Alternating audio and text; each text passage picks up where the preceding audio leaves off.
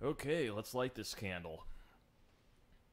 Ladies and gentlemen, welcome back once again to the TBD Motorsports podcast. This is, I think, our 8th or ninth episode, and one of these days maybe we'll actually figure out what we're doing.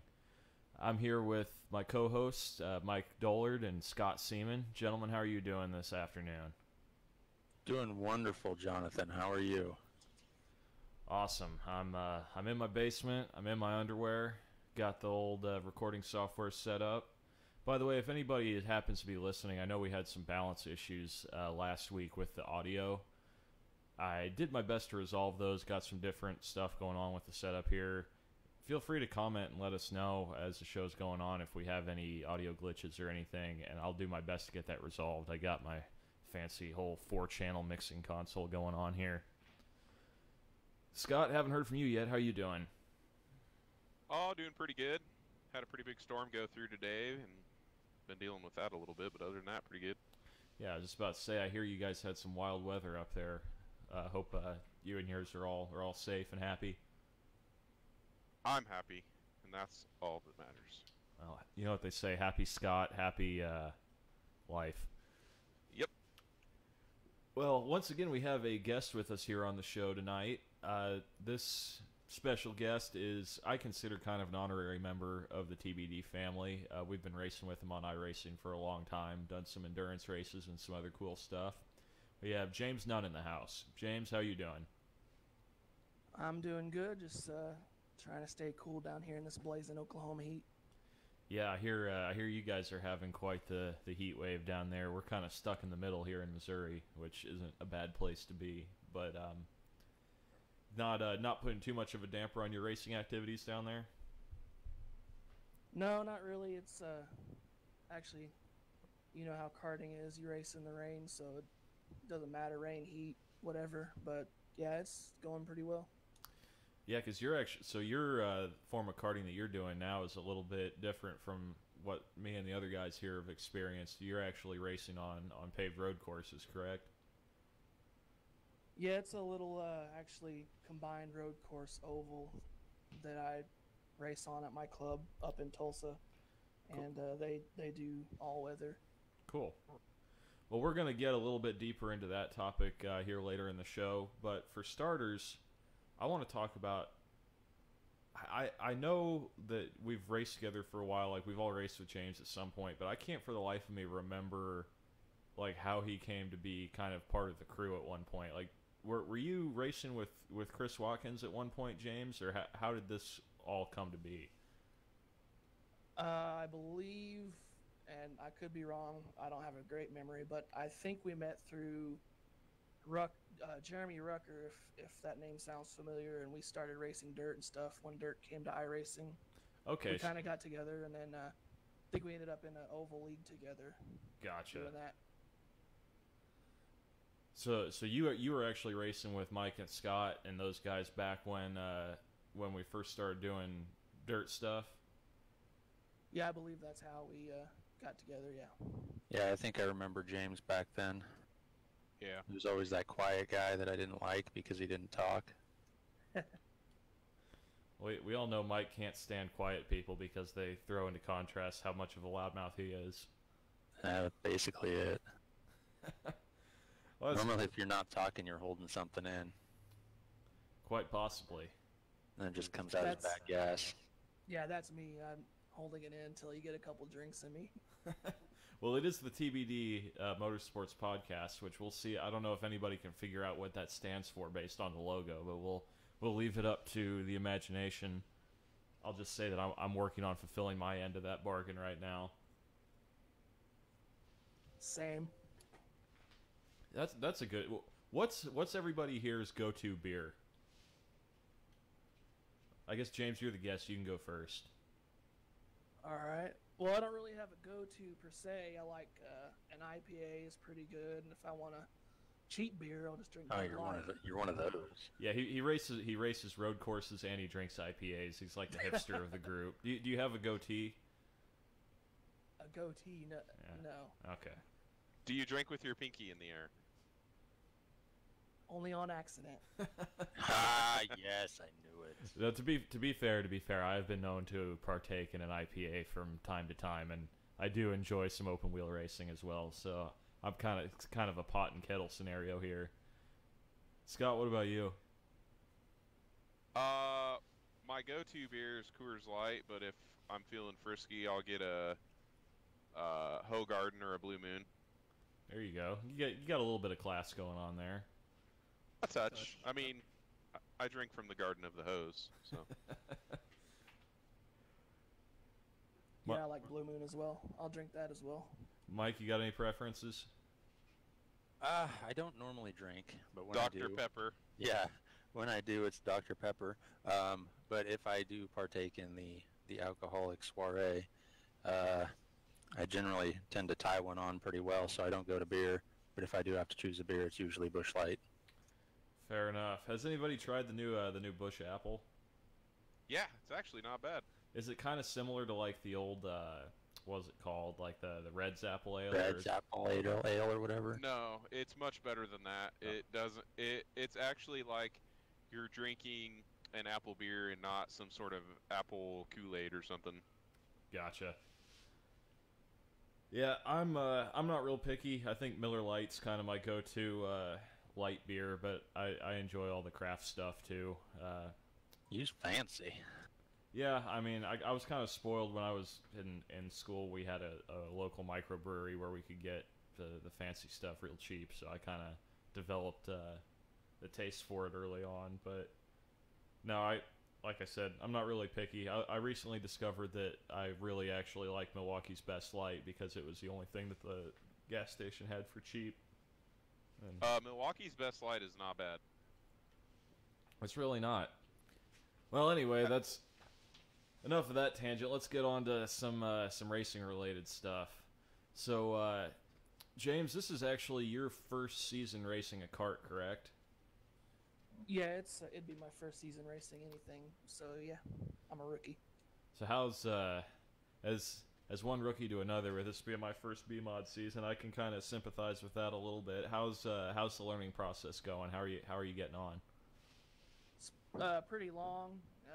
Practices are pretty short. My knowledge on setups and everything's kind of hampering coming along, but I think I finally found the correct gear for my track and tires for the tire pressure, stuff like that. I'm getting there, basically. Yeah, I remember from my karting days, gearing and tire pressure were really the two main things. I mean, obviously, you've got other chassis adjustments you can make, but as far as stuff you can do at the track, that's your bread and butter right there.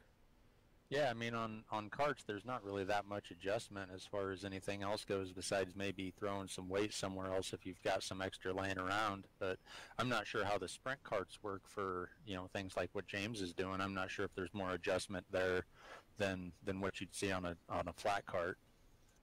Right, yeah, it's about the same. But in my case, I'm trying to get as much weight off the kart as I can. So Are you a fatty? Oh, yeah. Nice. You're going to want to stop drinking those IPAs. Dang, man. No shit. Yeah, those calories, those do add up, unfortunately. So tell us a little bit about the kart you're running, what kind of engine package you're running, what division you're running in, that kind of thing. Yeah, so when I first decided I was going to get into karting, I was looking at several different things, and I figured that the competitiveness of the current engine package I have would be best. It's Briggs & Stratton local option 206 engine, and it's national rules. They're all the same across the nation. Everybody's running the same engine. So is it like WKA or Acura, or is it something completely different? It's just every club's just running Briggs & Stratton rules pretty much. We're not really under WKA at Tulsa or anything like that. So it's just their own club rules. Is that like a sealed, like a crate motor type thing, basically? Yeah, there's a seal on the block. You can't get into it. Nothing of that sort. And the chassis I have is a Parolin chassis. Works pretty good. I don't really have anything to compare it to. I'm happy with it so far. But yeah, the LO206 class is the one I run at the moment. We have one of those here, don't we, Mike? Yeah, the LO206. Those are actually really popular around here. You know, especially for like the rookie classes and the junior classes. I've always wondered why that engine option never really took off in the circle track racing world for karts. I don't know if they're not suited for that for whatever reason, but it seems. Or do they like have? I said, they're super popular up here on dirt. They are. Yeah. Okay. Well, maybe it's just local to me then, because honestly I've been. It's amazing how regional racing is in general in the U.S. When it comes to like club level and amateur stuff, but especially in the kart world. I mean, you go down to Arkansas, totally different from how it is in Missouri, and in Missouri it's totally different, evidently, from how it is in Iowa. So, but I think those things up here, I think those were kind of the cream of the crop when it come to engines. They were rather pricey, but you know they were stout.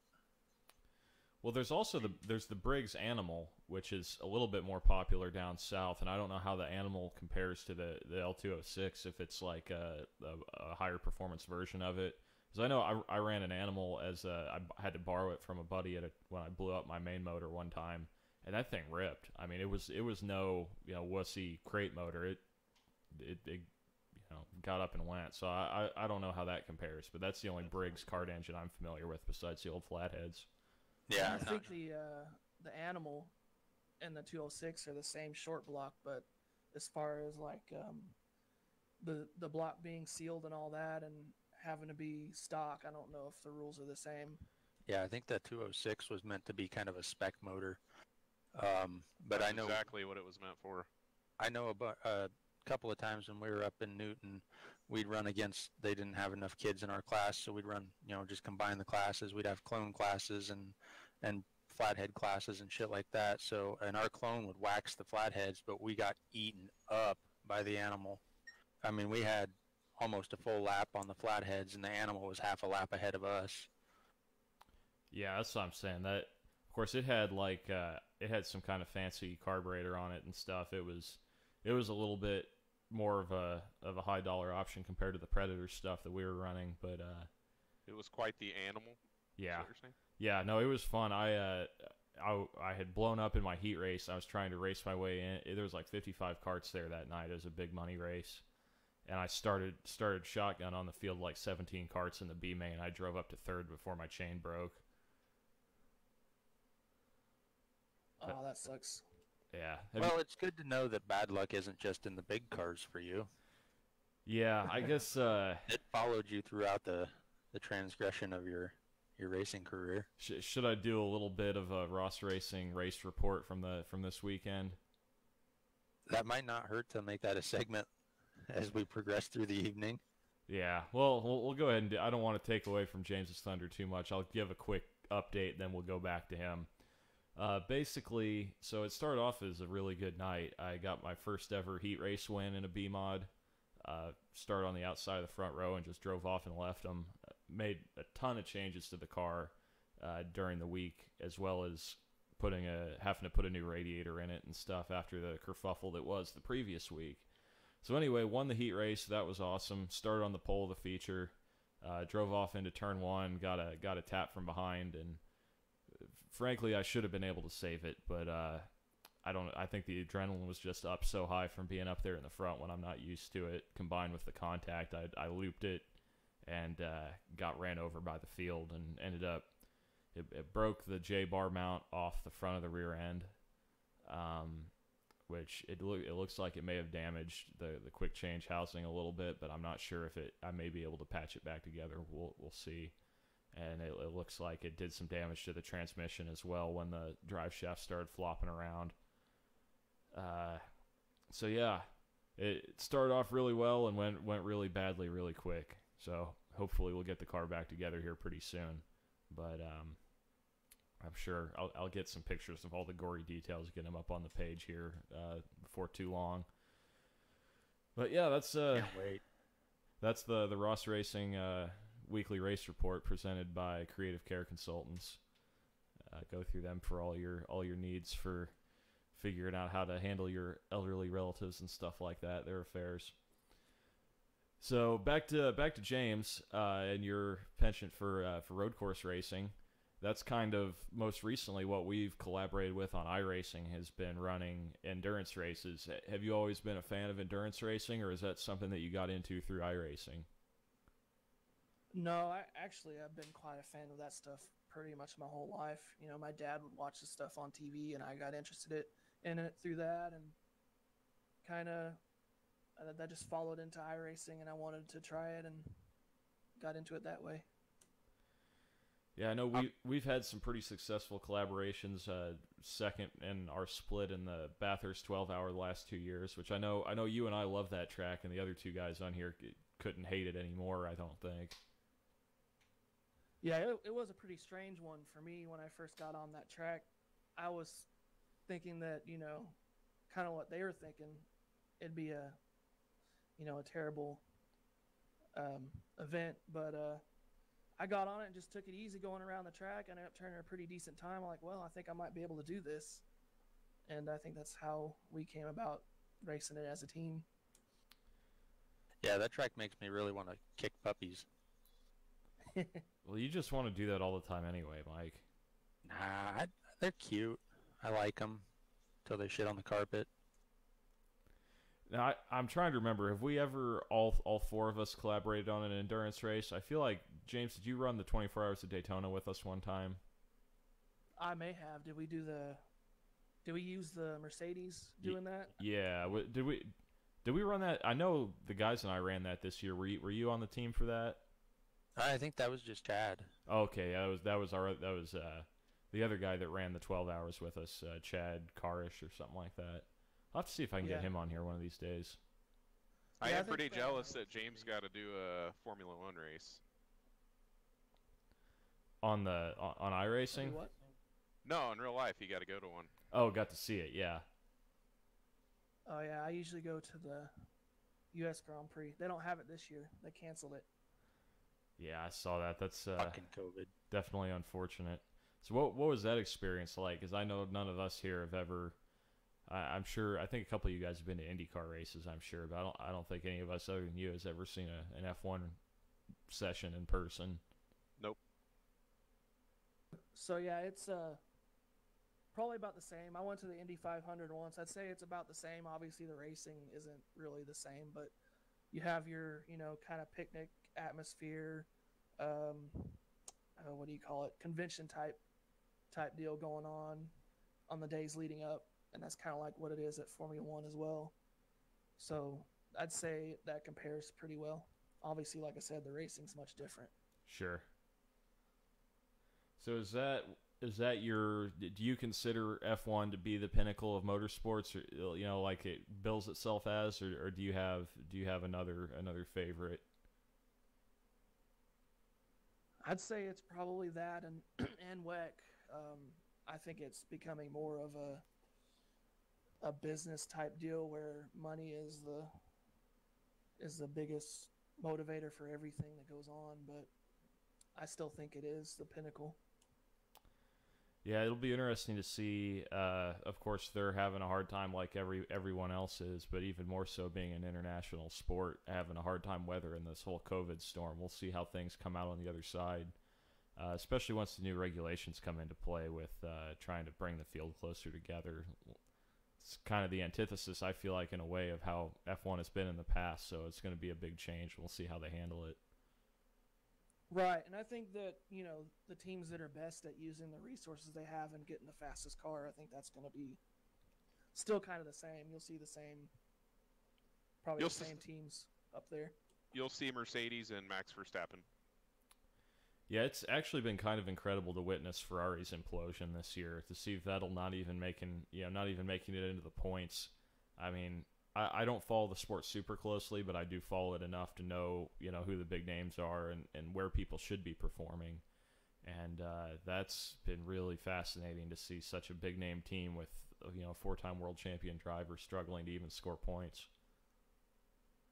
Well, it was that way a few years ago when they had Raikkonen and who was it? I think it was Massa. Massa, thank you. And they weren't doing too great. And actually, they had Alonso as well, and they were mid-pack. But once they got Vettel, they they got had better. that engine package, and they were running really good, and then they got investigated, and as soon as they heard they were getting investigated, they just started slowing down. Yeah, I think that's accurate. But I'm convinced this year they have torpedoed Vettel's car because he should be closer to what Leclerc's doing. I'm not going to argue that Leclerc might be a better driver at this point in their careers, but I think he should be closer to what Leclerc's doing, and he's not. If you watch the race from Sunday, Vettel even says, "You guys screwed me." Yeah, on strategy for sure. Yep.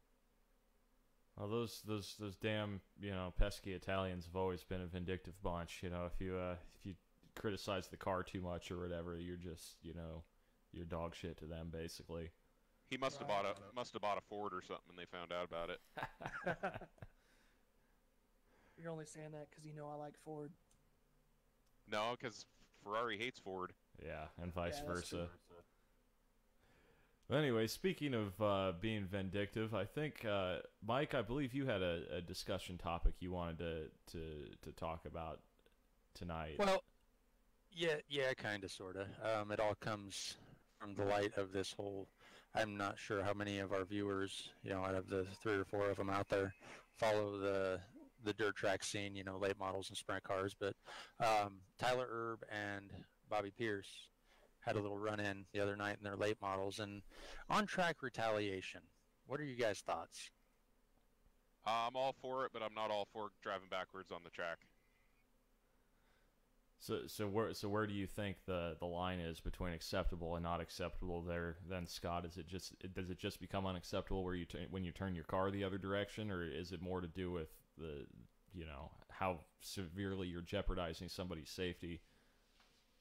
Yeah, I mean, most drivers, you're going to get pissed off when you're racing. If somebody does you dirty, it's going to be eye for an eye, 99% of the time, but then you always have that one guy that just goes above and beyond. And I kind of think of what happened there with, you guys know that show Moonshiners? Yeah. I'm not familiar with it, honestly. Well, there's a show. It's called Moonshiners. It's pretty popular. I think it's on Discovery or something. But one of the guys on there, Josh Owens, he runs a street stock. I think he's from North Carolina or something like that. And there was a video out a couple years ago. He was in a race, and somebody did him dirty, and he took it to a point where he got arrested on the track. Like, he got arrested for his driving on the track? Yeah, this guy was parked, and when he was stopped, he T-boned him right in his driver's door, and then proceeded to keep ramming him. Wow. Yeah, I'm generally, I'd have to say I'm not a fan of on-track retaliation to the point of wrecking somebody or severely damaging somebody's car. I've always felt like the best retaliation is to go back and beat them clean the next week or the next race or whatever.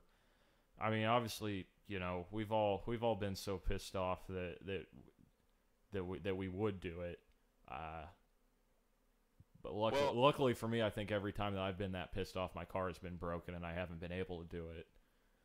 Here's why I'm okay with it, is because when I first started racing, you gotta you're the rookie, nobody likes you automatically, they think you're garbage, and I got drove dirty, especially my first year.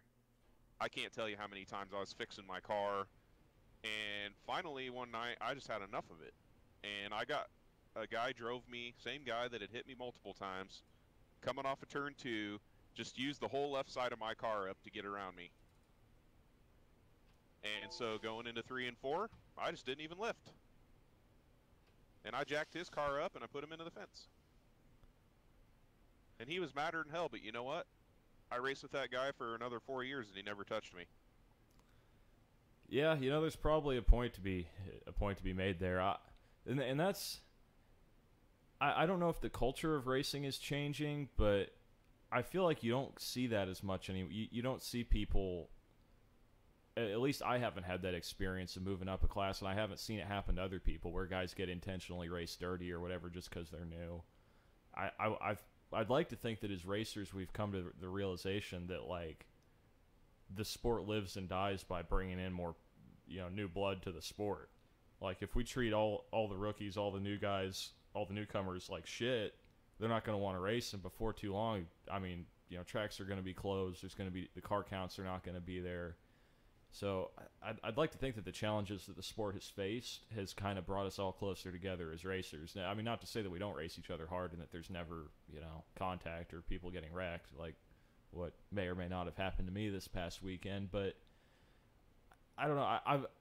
It sucks that you experienced that, and it's cool that you were able to resolve it in that way. But I haven't personally seen that happen, I guess is what I'm trying to say. Now, see, I disagree with Scott's vantage point on that one. I am not the type of person. No, you know what? I'm okay if you go up there and you bump them in the ass end or something, or you run up next to them and give them a little tire donut or whatever, you flip them the bird, let them know you're unhappy. But don't do it on the track, because you're not only putting yourself at risk and the other person, but other people as well. I mean, there's people that had absolutely no part in that, and they could get caught up in your bullshit. We were all by ourselves. And, well, as far as I'm concerned, it has no business being on the track. If you're that pissed off, get out of your car, knock the shit out of somebody. It's that simple. Be a fucking man about it. That's like going out and running up to somebody with your fucking helmet on and punching them in the face. Well, the first time that it happened, that I got taken out, it was the first race that I started on the pole in the feature, and I was leading. And I got taken out, and I did. I went right over to their pit as soon as the race was over, and there was 40 motherfuckers staring at me in the face like, what are you going to do? There was nothing I could do against 40 other people protecting this person. Well, you just tell them one at a time, boys. Yeah. Tell a bunch of methed out East Siders one at a time. Yeah, I know how it goes. I was around the fairgrounds. But I had that happen to me in hot laps one night. I mean, hot laps, of all places, I had a guy just completely drive me right into the front stretch wall and push the whole right side of my car over 6 inches. I mean, I ended up having to replace a panhard bar and drag links, center links and tie rod ends and shit like that before the heat races. And right after hot laps, I ran up to his pits. And, I'm not going to... Obviously, my car was pretty fucked up, so there wasn't a whole lot I could do out on the track, but I wouldn't have anyway. I mean, that's just how I handled it. I would go up to somebody's trailer in the pits, and if they can't talk to me decent, I'm gonna knock shit out of them. What about you, James? You got anything to contribute on this topic? Have you had any? How's your experience been as a rookie? Have you felt like guys have raced you tougher, or I guess it's obviously a different culture with the road course stuff versus the dirt track stuff. Yeah, there's a little bit of that, I feel like, but nothing as rough as what you guys are talking about. I haven't had any experience with that, but I will give my opinion since, however much it's worth, 2 cents or whatever. No, sure. Go ahead. But I believe if you can catch back up to somebody that wants to race you rough and pass you rough, you should be able to do the same. You should race them how they race you. When it comes to something that's going to put them out of the race or put somebody, hurt somebody, I should say, that's probably a no-go. I wouldn't do that. Just kind of, pay it back when you get back to them. If you're faster, go around them how they went around you. But don't end the race. Don't ruin their day. And I can see it like this now that I put money into this stuff. Don't hurt their pocketbook, because you wouldn't want that to happen to you. That's kind of how I feel about it. Yeah, I think I'm kind of on the same page there. Rubbin's racing for sure, but like intentionally taking somebody out. Like I said, I've been mad enough to where I would have done it if I could, but I don't think it's the right thing to do. What kind of strikes me as odd though is like, I feel like wrecking somebody in retaliation is more accepted than Mike's method of go over there and sock him in the face, because as a society, for whatever reason, like, we have this idea that violence is never the answer and that you can't settle anything by punching somebody and you're just going to go to prison or whatever. But in reality, Yeah. when you think about it, doing the same thing on the doing what you're doing, what Scott was talking about on the racetrack, is no different than walking over there and punching them in the mouth. No, that's what I'm saying. It's actually worse. Like using your car as a weapon is orders of magnitude worse, in my opinion, than using your fists as a weapon. Like, if you, I absolutely think that if you have to settle something, I think there should be a rule like there is. I mean, of course, you can't enforce this, and like you said, in the pits, especially if there's a bunch of shady characters there, like you're talking about. But there should be something like in hockey where, if that, once the helmets are off or whatever, let the drivers go at it. Keep the crew guys out of it. Let it be between the guys who it's between. Absolutely, 100%. Obviously, I think the tracks don't see it that way for insurance reasons, but that's why you sign that waiver at the front of at the sign-in shed. I think a good conversation goes a long way, though, too. If you think somebody, and I've had this experience already, if you think somebody raced you wrong or whatever, or you feel like you raced somebody wrong, just go talk to them. Tell them what's up, tell them what happened, and I think that usually stops anything from getting farther than that. The other aspect of it too, though, is like a lot of tracks around here, if you fight in the pits, you're banned. Yeah, that's what I'm saying. It doesn't make sense that you can get away with retaliating against somebody on the track with your car, but you're immediately banned for hitting somebody with throwing hands or whatever. Right. Like, you can do so much more damage. I mean, yeah, you can hurt somebody. You could even kill somebody with your fists if you're stupid and they're stupid and whatever. It can happen. Accidents happen. But ramming somebody with a 3,000 pound or 2,500, however many pound race car, there's too many variables there. I mean, anything could happen. There could be fires. Somebody could get trapped. Another car could get involved. You never know if somebody's already started taking their belts off or is climbing out of the car. You could run out onto the track and get hit by Tony Stewart. I mean, too many variables. It's too dangerous, in my opinion. Well, that's like in that whole Tyler Erb, Bobby Pierce thing. There was an official leaning on Erb's car when he took off after Bob Pierce was knocking the shit out of Tyler Erb. Yeah. There was an official on Tyler Erb's car, and Tyler Erb took off, and the guy went flying. I mean, they're just shit like that. You need to let people handle it themselves outside of the cars. You need to have that outlet. I get that fighting for no reason in the pits should be a punishable offense, but if you've got two guys that, rather than running the risk of hurting somebody on the track, let them do it in the pits. Let them hash it out in the pits. If they can't talk to one another, let them throw hands. Okay, you're going to get black eyes and bloody noses. Who gives a flying fuck? Okay, no, I'm serious. When you've got you're right. 3,000-pound cars out there, a black eye and a bloody nose is not going to happen. Somebody's going to end up broken and hurt, or even worse, dead. Yeah, and especially if people try to retaliate under green. I mean, rubbing fender, bumping somebody under caution like a hey asshole kind of thing. Like, that's one thing. But I mean, we've seen it happen in NASCAR. We've seen it happen. I'm sure we've all seen it happen at the local dirt tracks. Some of the worst wrecks that you'll ever see are where somebody intentionally takes someone out under green for a perceived slight, and you can't have that. I mean, like when Keselowski went into the fence upside down at Atlanta and shit. I mean, that people can get killed. We have a race here in Corning called the Tradition, and this was like 2016, I think. Shannon Anderson, who, if anybody follows IMCA, knows he's like the winningest hobby stock driver on the planet. Supposed to be the 7-time national champ or some shit. Yeah, supposed to be the best of the best. He couldn't beat the guy. He couldn't pass the guy for the lead. He was running second to him the whole race. And coming to take the checkered flag, he just dumped him down the straightaway. And the guy ended up rolling the entire length of the straightaway. Wow. And Shannon knew it was bad enough that he drove his car straight to the pits, loaded it on his trailer, and left.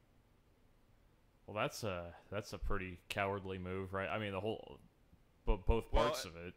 And that's why nobody likes him. No Yeah. matter how, nobody likes him because of how much he wins, but nobody likes him because he's got a shitty ass attitude. He doesn't care about anybody else but himself. Yeah. What'd you say? What class you say he ran? Hobby stock? Yeah. IMCA hobby stock. Yeah. Yeah. See, that's like nobody likes the guy that dominates the lower classes because everybody knows that they could be competitive if they went up to the next. It's like Kyle Busch, winning every truck race ever for like 2 years. Like everybody knows that they could be competitive at the next level, but they just are addicted to winning. So like they care more about winning than they do about racing, basically. Yeah, and a lot of people would always be like, "Hey, why don't you?" Because his dad Jeff ran stock cars, and is one of the winningest stock car drivers ever. And he's like, "Why, why don't you drive a stock car like your dad? Move up." And oh, I can't afford it. He'd always say, "You buy my motor and I'll do it." But yet he's got 2 hobby stocks that he runs full time year round. I was gonna say the dude doesn't pay for shit. Yeah. No, he doesn't. And when you and I go to the performance store to buy shit for our car, we pay full price. When he goes, he pays 10%. That makes it a lot easier to be fast and competitive.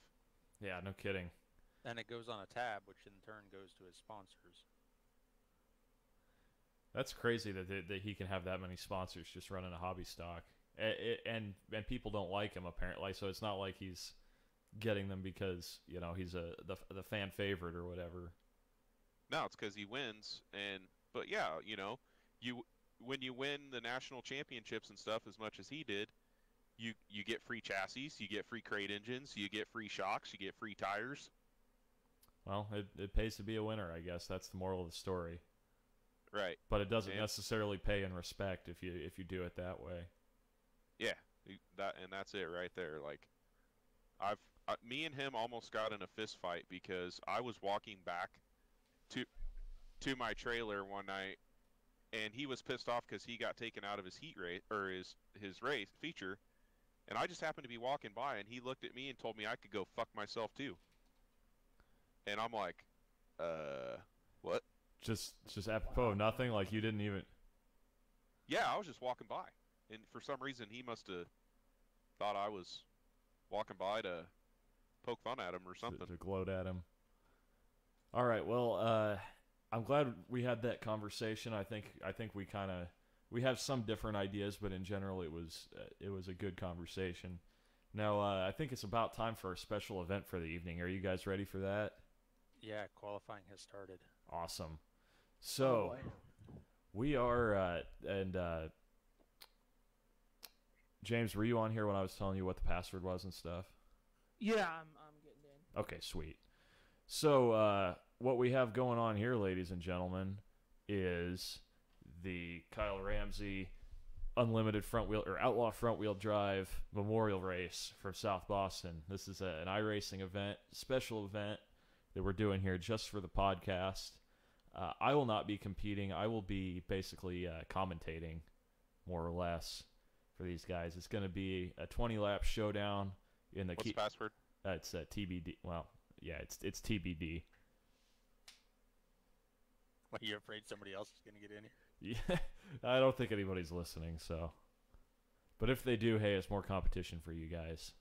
I'm listening. It's because I care. Indeed. Hey, so I know we finished that segment, but just real quick, what kind of punishments do you guys think is going to happen? For what was it? Herb that hit Pierce? Yeah. I think it'll be a fine. I don't think there will be a suspension. I think there will be a fine. I think it should be both. I agree.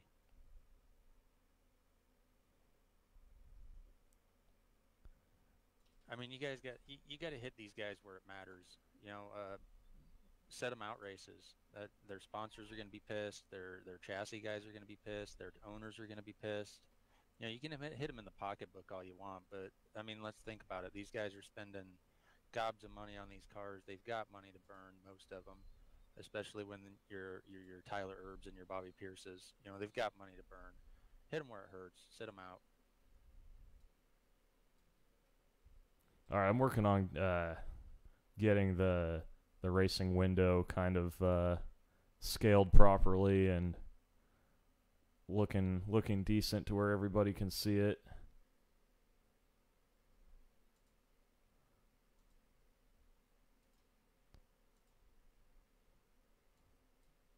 But yeah, so that's I have no idea what's going to happen with those guys. Honestly, I'm not familiar enough with the.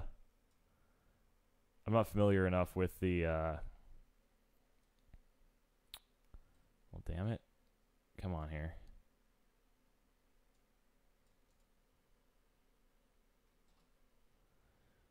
I just feel like this is a perfect opportunity for him to set an example. You know, we're not going to put up with this shit. There we go. Yeah, I mean, for a professional series, was this World of Outlaws or Lucas Oil or what? It was World of Outlaws, I believe. Okay. So, I mean, you're the top echelon of dirt late models. So, I mean, let's don't fuck around. That shit shouldn't be tolerated in any sort of motorsports, unless you're in a fucking demo derby or an outlaw front wheel drive race. Which is what we're about to see here. Are you guys qualifying currently? We're done. All right, so we're already ready to start this thing. Yeah.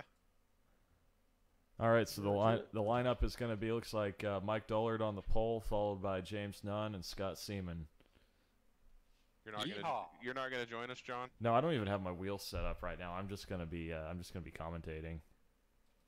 Well, I'm representing the Pabst Blue Ribbon, so. Oh man, that's even classier. You have a PBR paint as well?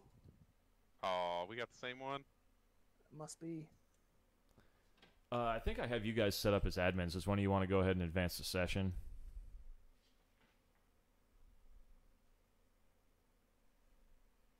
For whatever, yeah, there you go. All right, so, ladies and gentlemen, welcome to the first ever Outlaw Front Wheel Drive Kyle Ramsey Memorial Race. Oh, if only he was listening. Well, he can't because he's dead to us.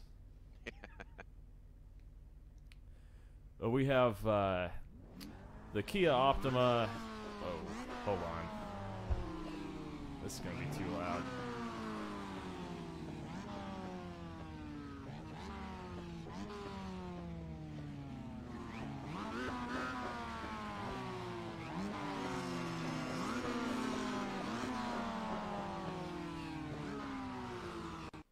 Okay, there we go. Which one's the throttle? It's the skinny one on the right. All right, so these are what are they? About 300 horsepower front wheel drive touring cars. Not really. 300's being gracious. I think they've got pretty stout motors under them. I mean, they'll get up to 160, 170 miles an hour in a straight line. They're 300 horse. Yeah. Not a lot of aero. And almost as many as your Cobra. And certainly, they're certainly not set up to run on a tight, about a third mile bull ring. Yeah. So we're going to see what happens here.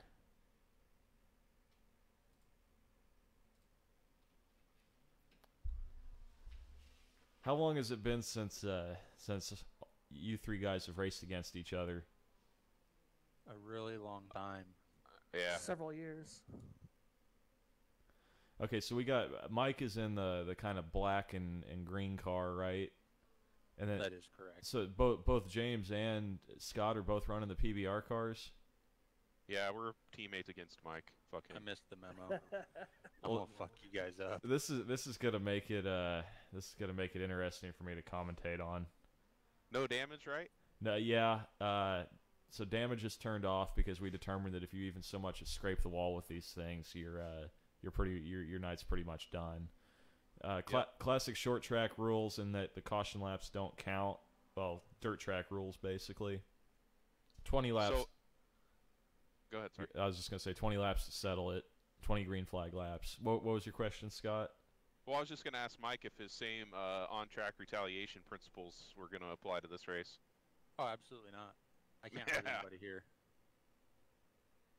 You can hurt our feelings. I don't give a shit about your feelings. I know. All right, the lights on the pace car are going to be off this time by. We'll see if if James's extensive road course experience, probably having driven this car a little bit more than the other guys, will carry over, or if it will be the short track talents of Mike Dullard and Scott Seaman that'll shine through. Probably. Pace car is off, and they're coming to take the green.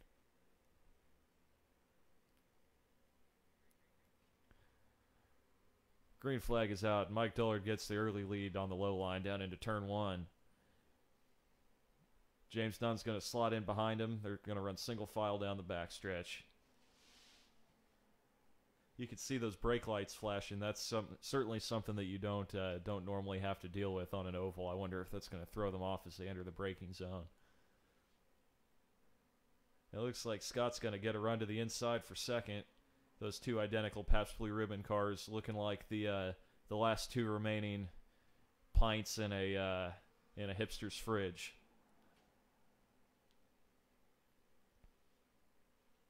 And Mike's opened up, looks like about a 2 or 3 car length advantage, just kind of staying smooth and running that low line. Looks like actually, surprisingly, the outside is going to prevail there for Scott as James takes a look back under him for second, but he's going to hold him off. You could almost be forgiven for thinking that these cars actually were meant to go around in circles. It's going to be interesting to see if tire management comes into play here, although it is a fairly short race. And these are just the baseline setups too, so you know, it's not that we didn't tweak anything on them to make them turn left better. No, they still turn like hell. Yeah, let's go to an in-car interview to the leading driver, Mike Dullard. Mike, how are you handling it out there? It's about like driving a front-wheel drive car around a fucking oval. You get on the throttle, you got some serious torque steer. Pushes you towards the wall. Are you at all worried about either of those PBR cars back behind you? Not even. Scott, you just gonna take that? Nah, he's gonna dive bomb me on the last lap's what's gonna happen. Well, I saw Scott really took an aggressive line into the corner there. It looked like he was kind of trying to feel things out to see how hard he could send it when it does come down to the last lap. Putting out the feelers. Yep. Watching Mike burn off his tires. James Nunn still in third place there, just kind of stalking these two, waiting for something interesting to happen.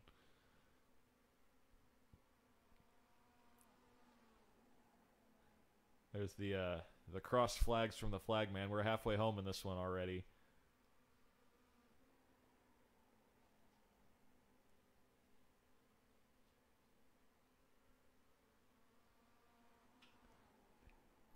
Man, I shouldn't have given you guys the opportunity to practice. You actually know what you're doing, or look like you know what you're doing anyway. Scott's going to take another aggressive dive into the corner there. Can't quite get to the bumper of the number 1 car of Dullard. Looks like James is taking kind of a higher entry into the corner there, and it's helping him on exit. He's kind of entering high and diving low to get the drive off, get the car pointed straight. And he is all over the back bumper of Scott for second.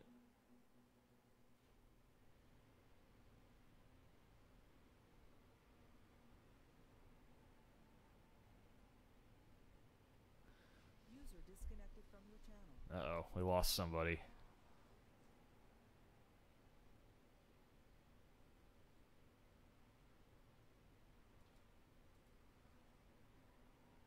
Let's go on board here with we'll see what this race looks like from the cockpit view of James's car running in third place. You can see those two leaders all over the top of each other, and surprisingly, the back end of these cars moving around quite a bit. And Scott's gonna put the bumper to him. They're gonna be side by side for the lead. You got the best seat in the house right here. Oh, and he turns him, ladies and gentlemen. Mike's gonna hang on to it though.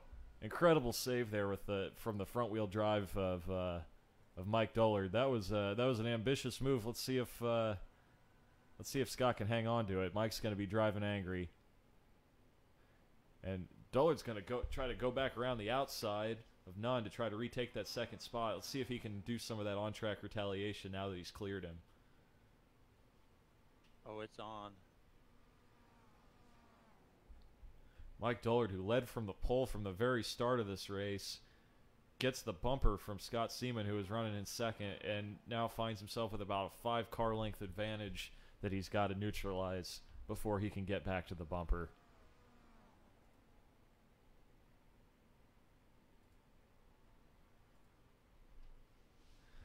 It's still anybody's race at this point. One little scrape of the wall with these front-wheel drive cars can really upset you.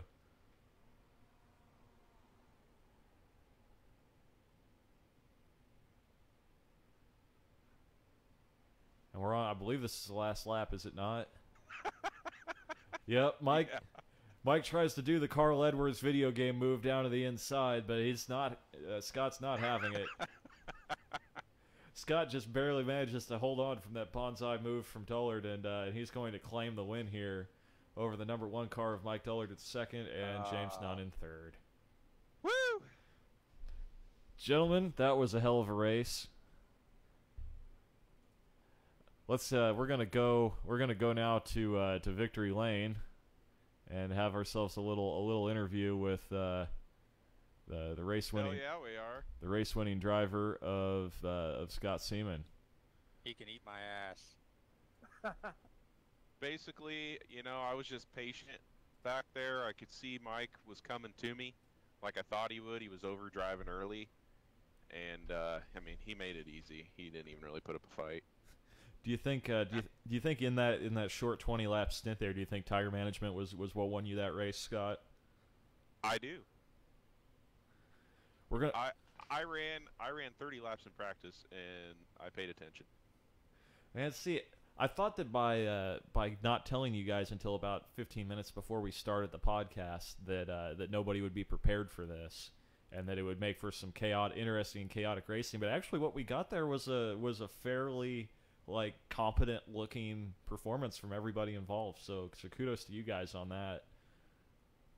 We're true professionals. We're going to go now to second place finisher Mike Dullard, who I'm sure is still steaming mad from that encounter with the eventual winner Scott Seaman. Mike, what did you see out there and feel out there on the racetrack? Oh, I felt Scott's front bumper. Barely. Come on. Hey, you know what? I don't think tire management won him the race. I was mirror driving more than anything. I was watching him and James battle it out there for a while, so I wasn't really paying attention in front of me. Missed a few marks. That allowed Scott to catch up to me, and he did exactly what I would have done too. I mean, it is what it is. It was just for fun, and we were having a blast. So. You would have been better off if you didn't come down onto me into the corner. If you would have raced me off there, you would have been better off, but you screwed yourself a little. It'll be all right.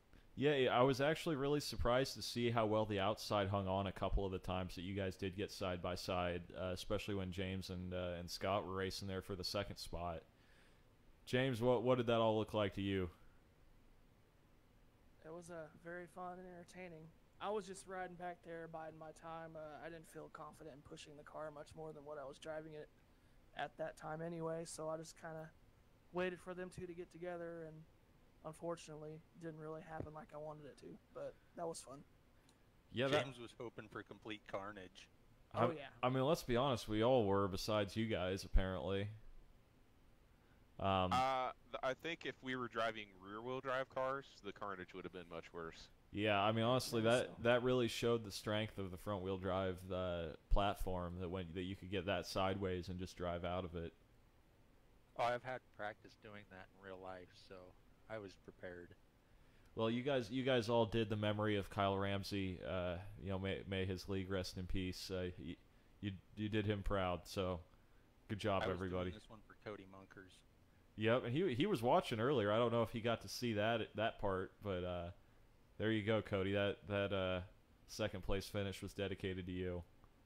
Would have been a first place finish, but we got hosed, Cody. I'm sorry. Yeah. And speaking of memorial services, in addition to my rear end and potentially transmission being busted, Cody had broke a right rear strut on his car at the track this past weekend. So rest in peace, suspension components. Right rear strut. Yeah, and associated trailing arms and tow rod and whatever else was down there. It was a rough weekend of racing, man. There's a lot of bad luck all the way, Yeah, I mean, look at Brad Keselowski and Ryan Blaney. Yeah, that had to have been an awkward ride home after that. Right. No doubt. Daddy Penske's yelling at him. I just signed you to a new deal, motherfucker. I know, I forget. I think Blaney also has a contract with him for next season too, right? I believe his so. is through 2021 or 2022. Gotcha. I think Logano's there till 23 or 24. Well, all I have to say is I just really hope they keep Matt DiBenedetto in that in the Wood Brothers car. He deserves a chance to have a second season with a competitive team and actually try to build on something instead of just getting shuffled around every year. I would agree. That or he needs to be moved to somewhere that has consistency and has some gusto behind it, and sign a multi-year deal. That guy has proven every year, from the time he's been in some of that back marker stuff, that he's able to perform and get the best and then some out of whatever he's driving. So kudos to him for doing that, and I really do. I'd like to see him go somewhere here. I'd like to see him end up somewhere with a multi-year deal where he can establish himself and not worry about having to drive for his job. For sure. Agree on that.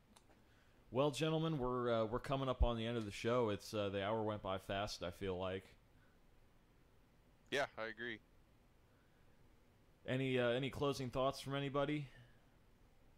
Anybody have any James, you have any shout outs you want to give as far as your racing program this year? Anybody you want to thank or sponsors or anything like that? Oh yeah, I don't have any sponsors, but I'd like to thank Sean Fullerton from Fullerton Motorsports for the help at the track, as well as Polly Mack, if he's watching, probably not, but that's on there. And then Brian Barrett from he's Morgan Bain's crew chief, I guess. But yeah, I'd like to thank those guys for the help at the track. Awesome. Racers helping racers. That's what it's all about. Oh yeah. So, are you having fun in the kart, James? Yeah, it's a blast. I'm wearing myself out being a fatty and trying to drive a kart in this Oklahoma heat, but it is definitely a blast. I've never raced a kart competitively, but it does look like it would be fun. Well, I tell you what, we got one sitting on the stands in the shop down here, a dirt cart. So anytime one of you guys wants to do something, we could probably put something together with that. Do they have a class for husky people? I mean, they have different weight classes. That's one of the nice things about karts. Because I know around here, your options are limited if you weigh over 200 pounds. I mean, I know some of the big events they have like Clone Heavy and Clone Extra Heavy, but Yeah, we have that. yeah. Hey, I heard something about one of the guys at the track were talking about endurance dirt kart oval racing. Do you know anything about that in your area?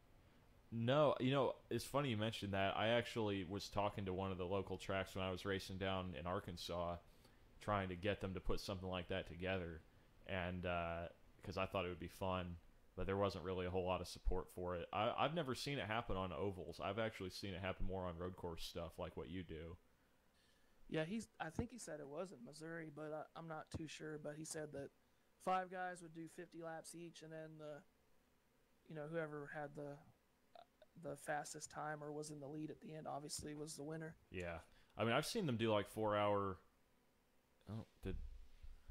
I've seen them do like 4-hour enduros with like actual live pit stops and everything on road courses. But yeah. What's crazy, I mean, like with the karts, you actually like you regularly have to change in those kinds of events. You have to change clutches, you have to do oil changes in the pits, stuff like that. So it's actually fairly involved, but I do think something like that would be a ton of fun. No doubt. Hey, on another side note,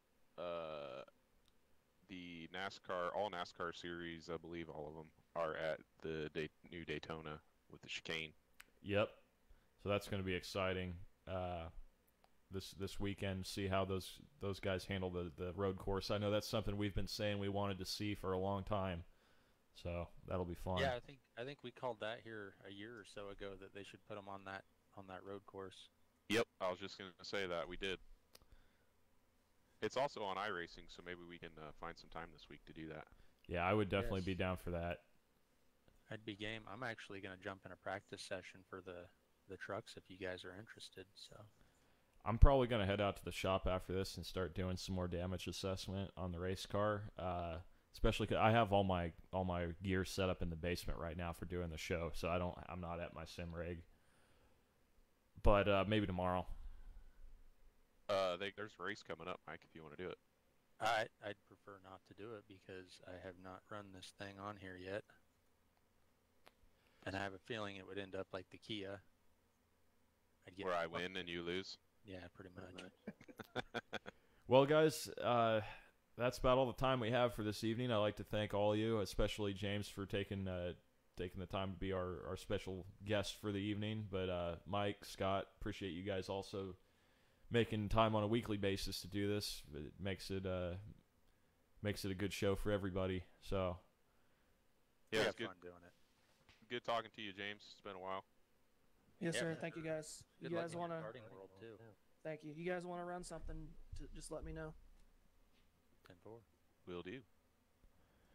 all right, guys. Well, I think that's all we've got for tonight. Signing off. Have a good evening, everybody. Bye. See ya.